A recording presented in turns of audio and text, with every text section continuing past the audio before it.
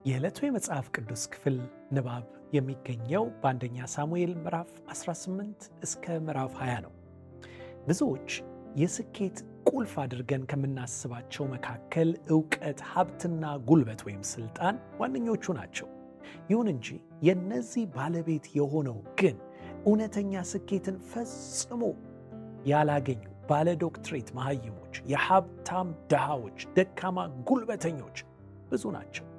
የእውነተኛ ስኬት ብቸኛው ምንጭ የእግዚአብሔር ከኛ ጋር መሆን ሲሆን የንጉሥ ዳዊት ሕይወት ለዚህ ሕያው ምስክር ነው።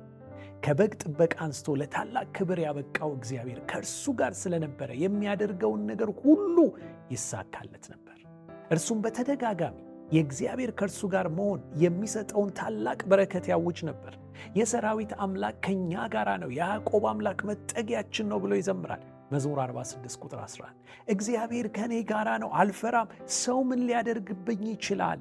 ይረዳኝ ዘንድ እግዚአብሔር ከኔ ጋራ ነው ይላል መዝሙር 118 ቁጥር 6 እና 7 በሞት ጥላ ሸለቆ መካከል እንኳን ባልፍ እንኳ አንተ ከኔ ጋር ነህና ክፉን አልፈራም ይላል መዝሙር 23 ቁጥር 4 በእርግጥም እግዚአብሔር ከኛ ጋር ከሆነ ሁሉን ቻይ በሆነው ክንዱ ይሸከመናል። ሐሳቡን ይከለክል ዘንድ ማንም ስለማይችል በራሱ መንገድ ፈቃዱን በሕይወታችን ይፈጽማል።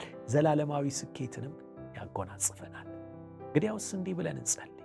አባት ሆይ ከምንም በላይ አንተ ከኛ ጋር መሆንን በመረዳት እኛም ሁል ጊዜ አንተን ተስፋ በማድረግ ልትሰጠን ወደ ወደድከው ስኬት ሁሉ ያ በሕይወታችን እንዲፈጸም እንጸልያለን።